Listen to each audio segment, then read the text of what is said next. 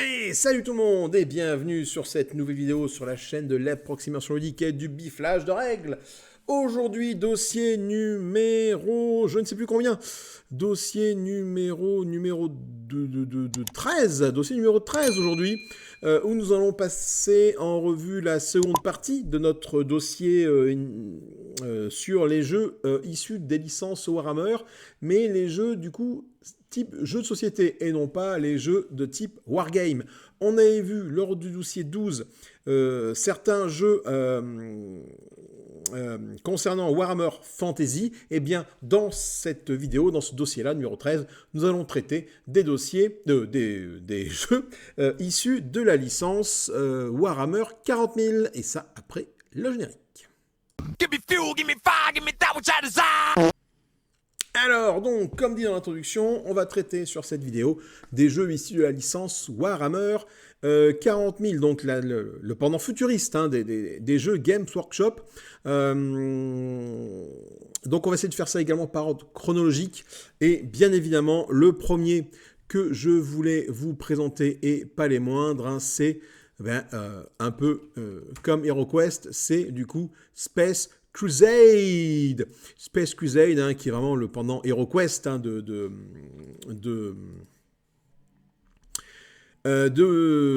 Warhammer. Pardon, je vais y arriver. Space Crusade, sorti en 1990, édité par MB. On joue entre 2 et 4 joueurs. Et pour des partie d'environ 1 heure à peu près. Donc on doit jouer à 2, il n'y a pas de mode solo. Pourquoi ? Parce que un peu comme dans HeroQuest, il y en a un qui interprète les méchants, tandis que les 3 autres joueurs vont contrôler chacun une escouade de Space Marines. Le joueur méchant s'appelle, je crois, le maître du chaos, le commandant des forces aliens. Donc les joueurs, on va incarner des Space Marines de différents chapitres, libres à choix. Enfin, le choix il nous est laissé libre. Et on est envoyé à bord d'un vaisseau alien pour affronter des orques, affronter des Jet-Stealers, affronter des Dreadnoughts. Donc c'est vraiment le premier jeu de société de ce type-là. Alors c'est vraiment un HeroQuest transposé dans un univers vraiment futuriste. Je voulais aussi vous montrer des images, mais encore une fois, ma connexion internet décide de me lâcher. Voilà. Donc on a ça, donc un plateau de jeu, on a du beau matériel, franchement, c'est rien que de voir encore une fois les images, ça me fait un petit frisson. Donc point positif, ambiance Warhammer du coup 40 000, avec des guns, avec des épées tronçonneuses, des bolters, enfin plein de choses. Les règles du coup sont excessivement simplifiées, plus accessibles qu'un Warhammer 40 000 ou qu'un Space Hulk. Il y a une variété tactique qui est assez importante parce que du coup tu as plusieurs chapitres, enfin tu as plusieurs Space Marines, des équipements différents, tu as bolter lourd, enfin tu as plein de choses à faire, une bonne rejouabilité et du matériel plutôt bien fait à l'époque avec un plateau modulaire, et ça c'était vraiment sympa. En point négatif, l'équilibrage est parfois discutable. Le joueur alien peut être désavantagé ou trop puissant selon le tirage des cartes le tirage que l'on peut avoir. Ça peut vraiment impacter la partie. Du coup, l'aspect aléatoire des dés est crucial, ce qui peut du coup frustrer les stratèges. Tu as beau mettre en place sa meilleure stratégie, tu fais un, quoi, un peu comme un Blood Bowl. Autre point négatif, c'est qu'à l'heure d'aujourd'hui, donc en 2025, pour trouver une version potable de Warhammer, de Space Crusade, tu te tripotes. Moi j'ai la chance d'avoir dans ma cave, donc dans mon meuble en bas, le jeu, mais que j'avais déjà ruiné à l'époque, malheureusement. Donc j'ai plus les figurines, mais bon voilà, c'est comme ça. Mais j'ai encore la boîte, avec une partie de son contenu, et le temps de mise en place un peu long pour du coup des joueurs occasionnels. C'est vrai que de mémoire, quand ils jouaient, il fallait déjà préparer une bonne demi-heure de mise en place, et c'était un petit peu long, juste pour y jouer une fois de temps en temps. Autre jeu, donc on passe du coup de 90 à 2010, là on fait un bond dans le temps. Avec Space Hulk Death Angel, le jeu de cartes. Un petit jeu, ma foi, sympathique. On arrive encore à trouver de nos jours pour 1 à 6 joueurs. Des parties d'entre 30 et 60 minutes. qui a une excellente rejouabilité quand tu joues en solo et des tensions constantes avec des défis à relever. Point négatif, les règles initiales sont peu claires. C'est que voilà, il faut que tu imprimes des aides de jeu pour t'en sortir un peu, parce que c'est vrai que c'est pas forcément très clair. Et une grosse dépendance au hasard. Hein. J'ai fait des vidéos sur la chaîne de ce jeu-là, allez les voir. Et effectivement, il y a vraiment une grosse dépendance au hasard. Mais qu'est-ce que c'est bon comme jeu, qu'est-ce qu'il est bien. 2014 voit arriver le jeu Warhammer 40 000 Conquest. Alors, hop, j'essaie de vous trouver des images de Warhammer 40 000 Conquest. Voilà un petit peu à quoi ça ressemble.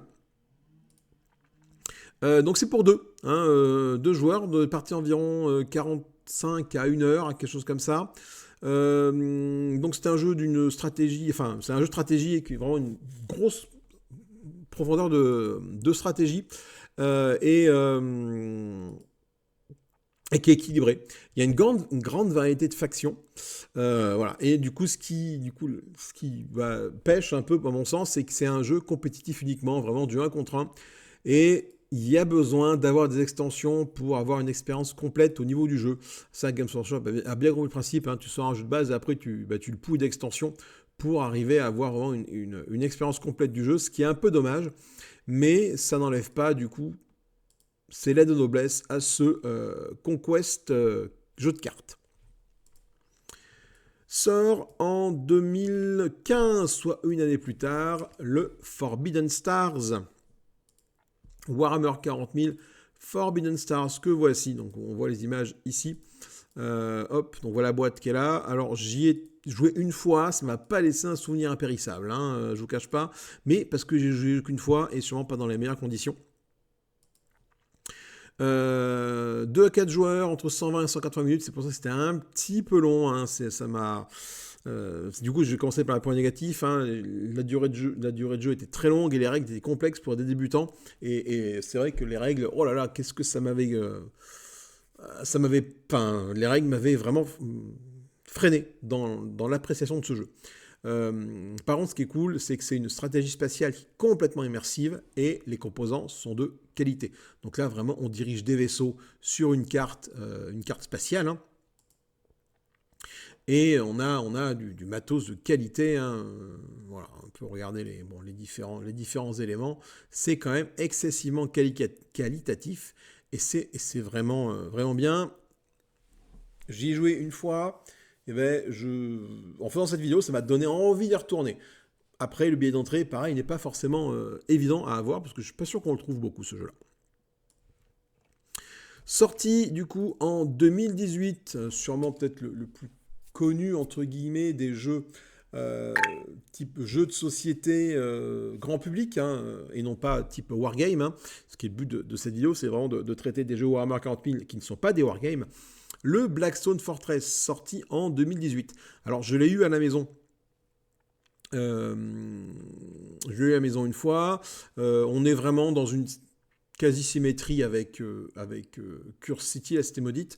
Mais comme c'est du Warhammer 40 000, j'ai quand même préféré celui-là parce que des armes de tir futuristes. Enfin, voilà. C'est mon préféré. De 1 à 5 joueurs, donc jouable en solo, entre 60 et 120 minutes de partie, une narration riche et immersive, une grande rejouabilité pour ce Blackstone Fortress, quelque chose que j'ai aimé. Par contre, la mise en place, j'ai trouvé ça excessivement lourd. Et sur les 60 à 120 minutes, hein, tu passes déjà, je pense, une bonne demi-heure à mettre ça en place, ce qui est un petit peu trop long. Et certaines mécaniques peuvent sembler répétitives. Hein, mécanique de couvert, c'était vraiment du j'avance, je tire, j'avance, je tire, contrairement du coup à Curse City, qui était un peu plus varié à mon sens. 2021 voit arriver Space Marines Doomsday Down en 2021. Donc toujours avec des petits plateaux de jeu. Je ne suis pas sûr que ce jeu soit arrivé en français, à mon avis non. Voilà à quoi il ressemble. Donc ça se joue de 1 à 3 joueurs pour des parties entre 30 et 45 minutes. Et c'est ça qui est son point fort, c'est que du coup les parties sont rapides et dynamiques et il y a une forte accessibilité pour les nouveaux joueurs. En termes de points négatifs, du coup, on a moins de profondeur stratégique que par rapport à Blackstone Fortress, par exemple. Et les missions sont quand même beaucoup moins variées. Mais on est sur quelque chose quand même de très sympa. Ce Doomsday Cutdown. Mais encore une fois, je ne suis pas sûr qu'on arrive à le trouver facilement par chez nous, malheureusement. Sorti toujours en 2021, donc il n'y a pas si longtemps que ça. Warhammer 40 000 Fireteam. Que voici, que voilà. Hop, j'essaie de vous montrer ça avec un peu plus de détails au niveau des... bon, super nouvelles images, non pas du tout, je ne peux pas vous montrer ça plus en détail. Voilà à quoi ça ressemble. Hein. Donc, des Space Marines contre des Necrons. Pour 2 joueurs, en des parties encore de 30 à 60 minutes, c'est vraiment une introduction idéale pour le mode escarmouche en fait, des différents jeux. Des escarmouches de type Warhammer 40 000, hein, bien évidemment, ou même Necromunda, même si Necromunda date bien d'avant, et c'est pas tout à fait le même univers. Mais on est vraiment sur de l'affrontement, donc de l'escarmouche avec des règles simplifiées, et ça c'est cool. Du coup, comme les règles ont été simplifiées, c'est un point positif, mais c'est également un point négatif pour nos amis les vétérans. Du coup, qui ne vont pas forcément trouver leur compte avec ce petit jeu. Et le contenu est limité sans extension, donc il y a des extensions qui existent, un peu compliquées à trouver malheureusement, mais qui rajoutent du contenu. Et si tu veux profiter pleinement du jeu, eh bien, les extensions sont un petit peu indispensable, malheureusement, mais encore une fois, difficile à trouver que ce Fireteam. 2023 sort Space Marine The Board Game. Alors là, par contre, j'ai pas eu la chance d'y jouer, mais de ce que j'ai compris, c'est une espèce de sale purge dégueulasse. Donc j'en parle parce qu'il est sorti, mais ça n'a pas l'air d'être fifou comme jeu. C'est de 1 à 2 joueurs pour des parties entre 30 et 60 minutes. Bon, ça reste idéal pour s'initier à l'univers de 40 000, les composants sont de qualité, mais en point négatif, l'expérience du jeu est simplifiée, trop simplifiée, et la rejouabilité n'est pas présente pour ce Space Marine The Board Game, où on joue du coup le lieutenant, c'est Titus me semble-t-il, hein, celui-là, contre des hordes c'est des aliens, j'ai pas... Comment ils s'appellent les aliens? Les aliens... c'est pas des Interstellar, ça, ce sont les tyrannides, mais j'ai perdu la race de ces petits trucs dégueulasses. Voilà. Ça sera peut-être marqué ici. Des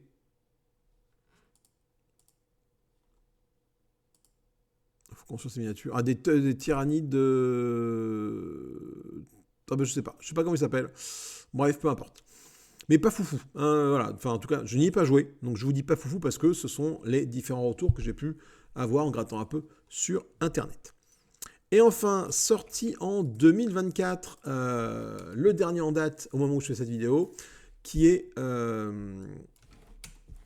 Darktide, basé donc sur le jeu vidéo du même nom, jeu vidéo, ma foi, qui m'avait bien plu. J'avais joué un petit peu, j'avais trouvé ça très très bien.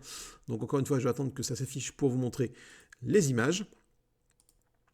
Mais ce Darktide, de 1 à 4 joueurs, des parties entre 1 heure, 1 heure et demie, un peu plus, mais on est dans ces eaux-là.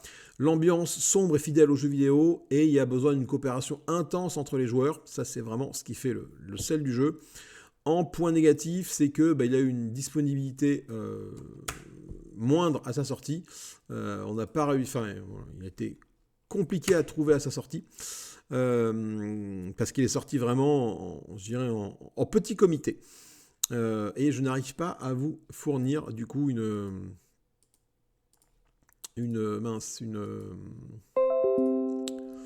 des images du jeu. Ah voilà, ça y est. Hop, images, voilà. Darktide, hein, voilà, donc c'est sorti sur différentes consoles, et on a voilà cet aspect-là au niveau du jeu, un jeu assez du coup restreint en termes de terrain de jeu sur des plaques, qui reprend le principe un peu de Blackstone Fortress avec des enveloppes cachetées à ouvrir en fin de partie. S'il faut quand même que je tapais board game, je vais peut-être taper board game ici pour avoir plus d'images à vous montrer. Voilà. Et du coup, certains composants sont fragiles, un peu comme malheureusement Curse City, un ST Maudit, certains composants sont estampillés un peu fragiles, malheureusement, pour ce jeu. Et voilà, ce qui nous amène du coup en 2025 à la date d'aujourd'hui, et la vidéo va pouvoir s'arrêter sur ce petit Darktide tout simplement. Donc, pourquoi j'ai fait cette série vidéo? Parce que j'avais pris du coup la Cité Maudite, et quelqu'un m'avait posé la question de oui, mais Warhammer c'est excessivement vaste comme jeu, est-ce qu'il n'y aura pas moyen d'avoir quelques vidéos explicatives d'un petit peu qu'est-ce que Warhammer et quels sont les jeux disponibles pour le commun des mortels. Donc le but de ces deux vidéos a été non pas de vous présenter ce qu'était Warhammer, là il y a d'autres vidéos qui en parlent beaucoup mieux que moi, en long, en large, en travers.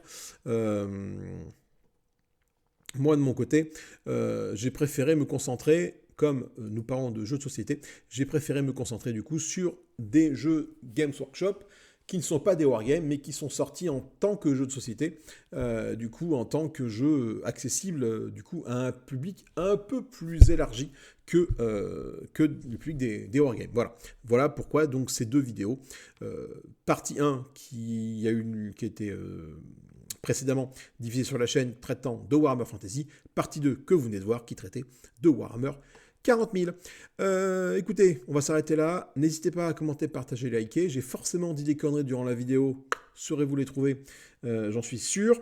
J'ai forcément oublié les jeux durant la vidéo. Saurez-vous me les indiquer? J'en suis également sûr. En attendant, je vous souhaite une bonne fin de ce que vous voulez. Amusez-vous bien. Des gros bisous. Et puis, à plus tard. Bye bye.